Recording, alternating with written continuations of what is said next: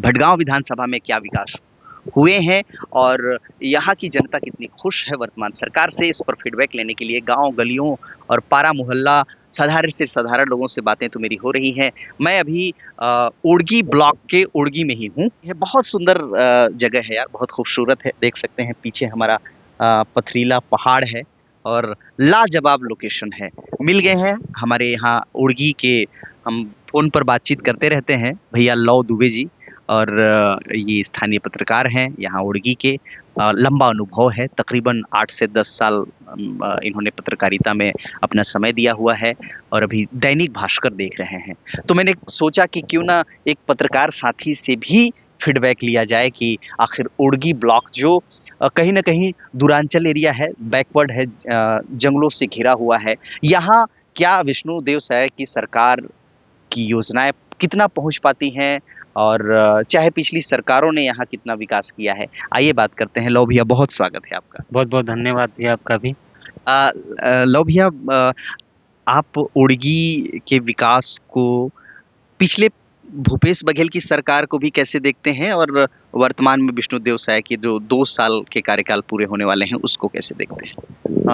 भैया, भूपेश बघेल जी का जो शासनकाल था वो मेरे नज़रिए से अच्छा शासनकाल था।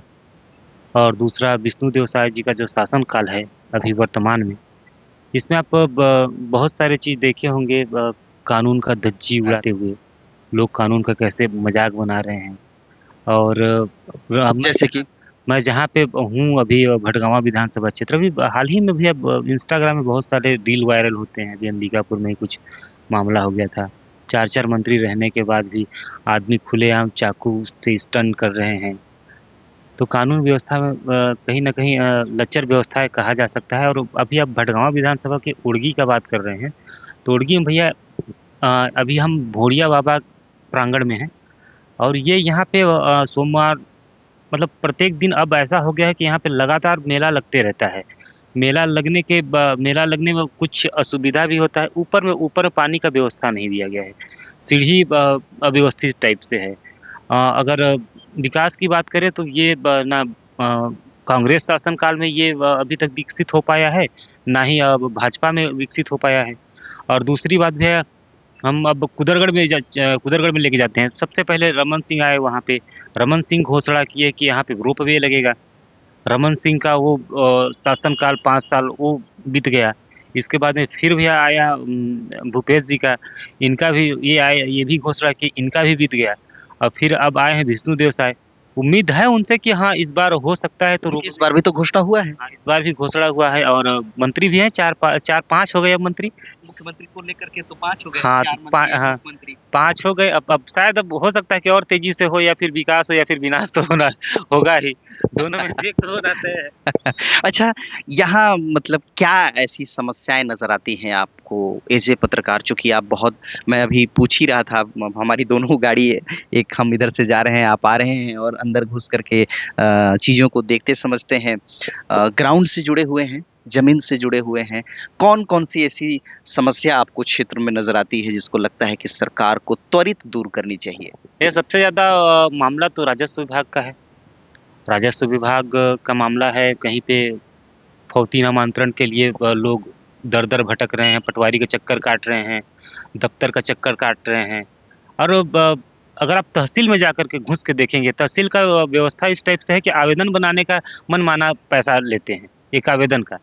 कि आवेदन, एक छोटा-सा आवेदन बनाना है। अब वो वहाँ पे जितने बैठे हैं, उनके उनके मन में जितना आ जाता है, एक बार बोलते बोलते भी नहीं, सोचते भी नहीं कि आदमी गरीब है, कहाँ से पाएगा। देने का हैसियत रखता भी है हाँ, या नहीं? लेकिन फिर भी भैया लोग देते हैं, लोग दे देते हैं। मजबूरी है, जानकारी का भी अभाव है और जन जागरूकता की भी कमी है और कहीं न कहीं सरकार इस पर ठोस कदम उठाती भी नहीं है। तहसील न्यायालय में छोटे-छोटे न्याय के लिए उनको काफ़ी मशक्कत करनी पड़ती है और अ, रिश्वत तो देने ही पड़ते हैं।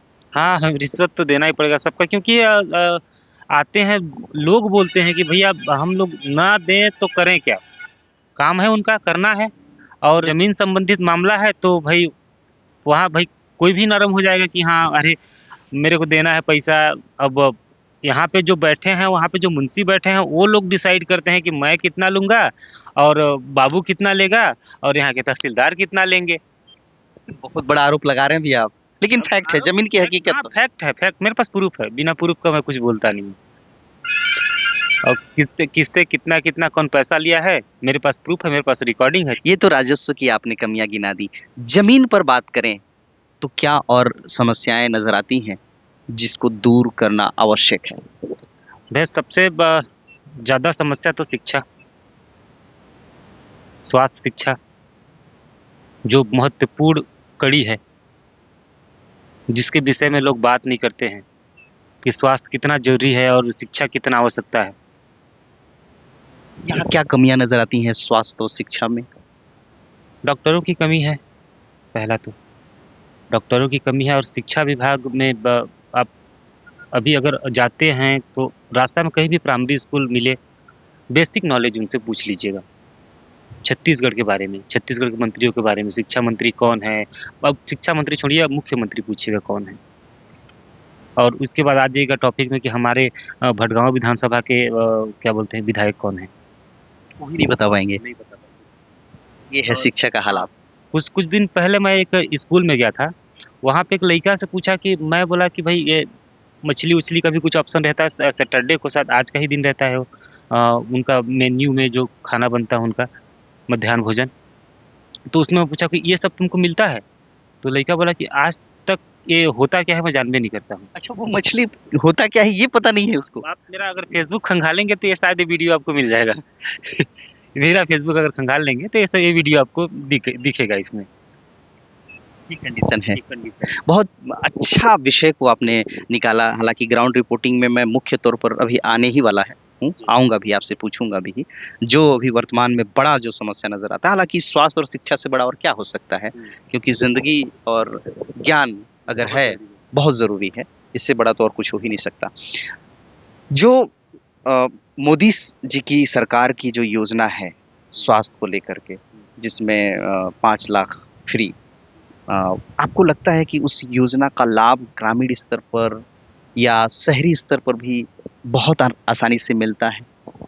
ये दिक्कत तो होता है।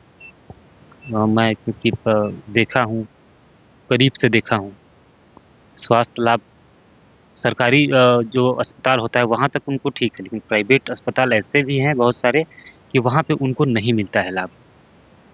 ये कह के भगा दिया जाता है कि ये यहाँ पे सिस्टम चलेगा नहीं आयुष्मान कार्ड का। आयुष्मान कार्ड के नाम पर ना इतना करप्शन है। मैं भी फीडबैक लिया हूँ, लोगों से लेता हूँ मैं उसको। ज़्यादातर कुछ लोग कैमरे पे बोलते हैं, कुछ लोग कैमरे पे नहीं बोलते। आयुष्मान कार्ड के नाम पर मोदी जी का कहना है कि 5 लाख रुपए हम देते हैं फ्री इलाज के लिए एक परिवार को, और जब वो पर व्यक्ति भी, अब तो हाँ बिल्कुल सही आपने कहा। और जब वो हॉस्पिटल में जाते हैं, कुछ क्रिटिकल ऐसा स्थिति कंडीशन होता है, तो जाहिर सी बात है कि वो फैसिलिटी आजकल हमारे शासकीय हॉस्पिटल में तो मिलता नहीं है। नॉर्मल भी अगर मान लीजिए, अगर जैसे कि बुखार हो गया, सर्दी खांसी, छोटा नॉर्मल, तो ये आयुष्मान कार्ड इसमें यूज होता है यहाँ पे। तो पता चला कि बड़े हॉस्पिटलों में जाते हैं तो पैसे मांगते हैं कि 50% आपको नगद देने होंगे, 50% का ही रिलीफ मिलेगा, और मजबूर होते हैं, जिनकी जान अटकी होती है, वो कहीं ना कहीं पैसे व्यवस्था करके, जमीन बेच करके, कर्ज लेकर के, ब्याज में पैसा लेकर के देते हैं। तो ये हालात है मोदी साहब आपकी आयुष्मान कार्ड योजना का, जो 5 लाख के दावे ठोकते हैं। बाकी आप आगे। हाँ बिल्कुल, निरस्त होता दिख रहा है। और जब इतना आप दे ही रहे हैं मोदी जी, तो सभी जितने भी हॉस्पिटल हैं या फिर शासकीय में तो चलिए लागू होता है, लेकिन जितने भी प्राइवेट अस्पताल हैं, आप कम से कम वहाँ भी 5 लाख का इलाज जो आप दे रहे हैं, तो अगर किडनी पेशेंट हो गया और किसी चीज़ का पेशेंट, हार्ट पेशेंट हो गया, उसको कंप्लीटली 100% उसको मिले तो कम से कम। ये होना चाहिए। अब वहां पर ये नहीं होगा तो ये इस आयुष्मान कार्ड में ये क्राइटेरिया बटा हुआ है, आपकी कंडीशन ये है तो इस कंडीशन में लागू नहीं होता। ये कौन सी बात हुई भाई? बात तो 5 लाख की है। 3.5 लाख का भी ट्रीटमेंट कर रहे हैं तो आप 1.5-2 लाख रुपए की डिमांड कर रहे हैं। तो ये बहुत सुधार की जरूरत है, चिंता करनी चाहिए। अब मेन मुद्दे पे आता हूँ लव भैया। देखिए अभी ताजा ताजा किसानों का रोपाई का काम पूरा हुआ है, और हमारा परदेसी धान का कटोरा कहा जाता है। और धान का कटोरा इसलिए कहा जाता है क्योंकि यहाँ पर हमारे बड़े तादाद पर किसान भाई बंधु रहते हैं, जो दिन रात पसीना बहाते हैं, मेहनत करते हैं। किसानों के लिए मोदी साहब ने कहा था 2022 तक हम आमदनी दुगुनी कर देंगे, पहला। दूसरा, विष्णुदेव साय की सरकार ने कहा हम एक एक दाने की कीमत लगाएंगे, किसानों के 31 रुपए किलो के दर से धान की खरीदी करेंगे, इससे किसान बहुत संपन्न होगा। आपके ओड़गी ब्लॉक के किसान भाइयों के आमदनी दोगुने हुए और आर्थिक संपन्नता आई क्या? सबसे ज्यादा रो कौन रहा है? किसान। हालात से, समय पे यूरिया नहीं मिलना, समस्या होना, चक्कर काटना, रो रहा है किसान आज। और मैं इसमें मोदी जी को दोषी नहीं ठहराऊंगा। वो अपना काम कर रहे हैं, अच्छे से कर रहे हैं, लेकिन जो मौजूदा सरकार है उसे देखना चाहिए, उसे फील्ड में आना चाहिए, देखना चाहिए वाकई में सच्चाई में क्या है। भूपेश बघेल भी ट्वीट कर रहे हैं, फेसबुक में डाल रहे हैं कि भाई यूरिया किसानों को उर्वरक चाहिए, दो। किसान ब्लैक में खरीद रहे हैं। भैया सरकार के पास अगर आपके पास खजाना नहीं तो ब्लैक में आता कहाँ से है? भैया डीएपी यूरिया तो सरकार ही उपलब्ध कराती है ना, प्राइवेट सेक्टर को भी और निजी सेक्टर को भी, बिल्कुल बिल्कुल, शासकीय सेक्टर को भी। तो भैया आज किसान बहुत रो रहा है इनके कारनामे देखकर, सुनकर। मैं पूरे सरगुजा संभाग में खासतौर पर धान और किसान को लेकर के मैं पूछता रहता हूँ। एक तरफ 31 रुपए किलो की धान की बात करना खरीदी की प्रॉफिट देने की दृष्टि से, दूसरी तरफ खाद, बीज, दवाइयों के दाम बेतहाशा बढ़ा दिए गए हैं। आप ओड़गी में बताइए भैया कि किसानों को कितने दाम में धान के बीज मिले, खाद का उपलब्धता कितना था, किस रेट में था प्राइवेट सेक्टर में, और दवाइयों की दाम कितने चल रहे हैं, आप अपनी जुबानी बताएं। भैया सभी में रेट बढ़ा हुआ है, और एग्जैक्ट तो मेरे को पता नहीं, लेकिन 900 रुपया के आसपास बोरा मिल रहा है यूरिया। कल परसों का ही बात है, कोई आए थे वहाँ पे, हमारे गांव के पटेल हैं हरीलाल यादव, कोई ट्रक में, छोटा वाला जो मिनी ट्रक होता है उसमें लेके आ रहे थे, कहीं से लेके आ रहे थे लोग, मेरे को एग्जैक्ट याद नहीं कहाँ से लेके आ रहे थे। तो रुकवाए वहाँ पे गाड़ी और पूछे कि कितना रुपया बोरा, तो बोला कि हम लोग 800-850 रुपया खरीद के लाए हैं, इसको 900-950 बेचना है। सोचिए भला, किसान मजबूर है, खरीदेगा क्या करेगा भैया, वही उसका आधार है, वही उसकी रोजी रोटी है। धान के बीज के रेट क्या रहे हैं उड़गी में? बहुत हाई फाई था भैया, बहुत हाई फाई था, और जिसमें ढिलाई होना चाहिए उस टाइप से ढिलाई नहीं था। किसान उसमें भी रोए हैं, बीज को लेकर भी रोए हैं, खाद को लेकर भी रोए हैं, अभी तक रो रहे हैं किसान। अच्छा, आपको लगता है, चूंकि पत्रकार हैं, मेरा ऐसा मानना है लो भैया कि बेतहाशा जो प्राइवेट कंपनियां ठीक है प्रोडक्शन करती हैं, चूंकि किसान बृहद संख्या में हमारे प्रदेश में हैं, तो धान बीज और दवाई और खाद इस सब की आवश्यकता ज़्यादा होती है। क्या प्रदेश सरकार को एक गाइडलाइन जारी करना चाहिए और एक तय रेट तय कर देनी चाहिए? अभी लांजित में मैं था, और लांजित में भी 900 और 1000 रुपया, 1200 यूरिया तक के दाम लिए गए हैं बोरी में। मैं हैरान रह गया सुन करके कि ये क्या हो रहा है हमारे प्रदेश में, और सरकार सोई हुई है। और आपके भटगांव विधानसभा से तो मंत्री हैं लक्ष्मी राजवाड़े जी, सुध नहीं लेते भैया, नेताओं के द्वारा नहीं लिया जाता। और अभी मैं टोकूंगा, चूंकि पत्रकार भले ही, लेकिन काउंटर क्वेश्चन आपसे भी। आपने कहा कि इसमें मोदी जी की गलती नहीं है, मोदी जी ने अपना काम किया है।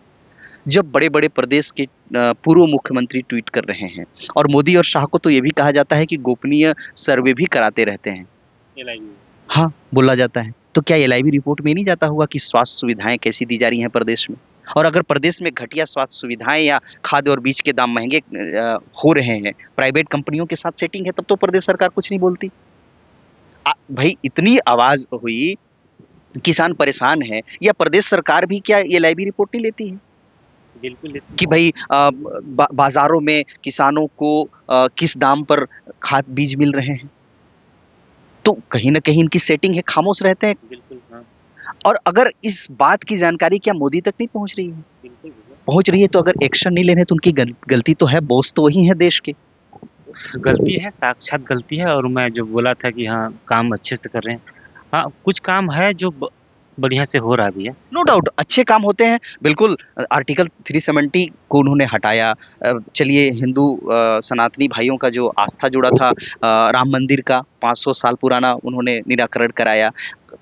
ठीक है आस्था से जुड़ा हो और कोई बहुत सारे बड़े बड़े जो कानून बने हैं वो सराहनीय हैं, उसकी तारीफ होनी चाहिए। लेकिन क्या आर्टिकल 370 के खात्मे से आम जनता को आम जनता की रोजी रोटी चलेगी? किसानों किसानों का भूख मिटेगा? नहीं, नहीं मिटेगा। बिल्कुल नहीं, बिल्कुल नहीं। और क्या क्या लगता है? चलिए ये किसानों के भी मुद्दे पे बात होगी। बेतहाशा खाद बीज के दाम बढ़ रहे हैं, शिक्षा का स्तर कितना गिरा हुआ है। आठवीं पहले रमन जी ही तो 8वीं तक का बोर्ड हटा दिए थे, फ्री शिक्षा कर दिए थे, मतलब बोर्ड हटा करके कोई कंपटीशन नहीं था।